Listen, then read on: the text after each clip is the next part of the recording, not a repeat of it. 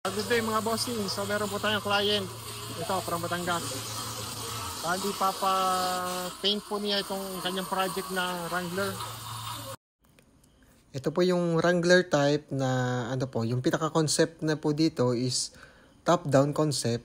So yung open yung likod po. So ito, ang ginagawa po namin dito ngayon is strip to metal na. Bali yung kanyang pinapakinis namin. So gina-grinder yung mga kalawang tsaka yung mga tira-tira pong mga masilya doon sa dati pong pintura. Bali gagawin namin tong kulay maroon. Bali ito po yung pinaka picture na tutularan yung pinaka kulay po. So yun. Tapos ito papakita ko lang po sa inyo kung ano ba yung itsura na kanyang Wrangler. So yan, pinaka top down din, meron pong reserve tire din po sa likod. Ito yung mga malalaki po yung tubo. Bali new kung bagong din po ito, retoke. Pansin naman po dun sa dito sa may hood po na yan. So bago pong pinalatero na rin po yan. So bali ang gagawin po namin dito is paint nga po pala ng buo. So sa amin lang po din lang talyer para po i-repaint lang siya ng buo. Dito, yung nga papakinisin namin. So lalagyan muna ng yan, pinaka primer, tapos saka yung mga masilya, then pakikinisin po, saka po yung ating pong kulay na pinaano po ni client, pinapatulad, pinapagaya. So yan, overview ng ating pong kanyang pinaka concept, kumbaga pinaka project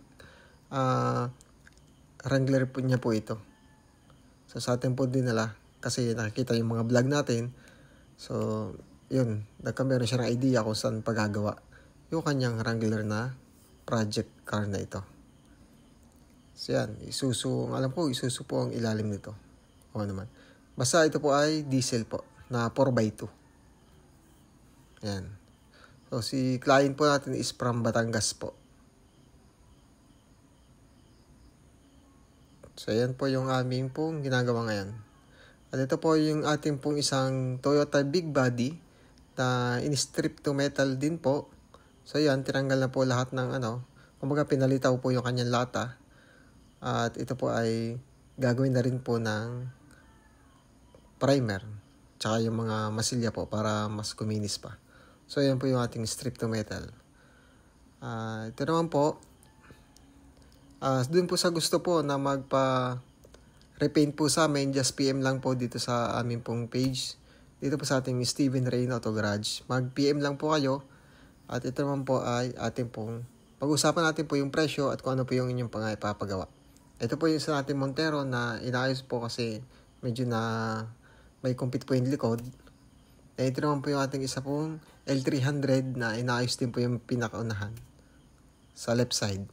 Ito naman po yung ating Suzuki na ito yung maliit na kotse, hatchback. So, nabangga po yan. Tapos yun, pinapaayos lang po yan. Yung nasa may pintuang yan.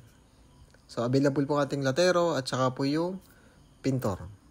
So, yan. Halos puno po yung ating talyer po, ang ating shop. Dito po sa Barangay Itlugan, Rosario, Batangas. So, ito po. At syempre, ating FPJ po na pinarestore dito. Ito po, nasa 90% na po siya. Ito po yung ating pinagawa na military concept na may pagka-off-road din kasi yung ating pong gulong ay ating pong binago. So, bago pong gulong yan, bagong kabit. Naglagay pa ako ng net dun sa may gilid para mas, kumbaga, yung pinaka-additional accessories po para sa mabuo yung concept namin ng military concept. Dito po yung pinaka-overview din. Doon sa unahan, naglagay po kami ng tali. So, yan, katulad sa sinabi ko po ng mga vlog. Then yung snorkel po. At ito naman po yung ating isa pong box type na nirestore po. So pinayos din po sa ating client natin from Batangas po kay Kuya Leo Kumiya. So ito po yung ating box type na galing po sa wiring. Kumbaga pinayos po natin yung mga wiring. Kasi kukuha na rin po ito. So talagang pinakondisyon po natin sa mga wiring, yung mga paint, yung latero. Inayos po yan. Tsaka yung tarapal po, bago pong tarapal yan. So yan po yung ating box type. Yan, pakita ko lang po din yung overview.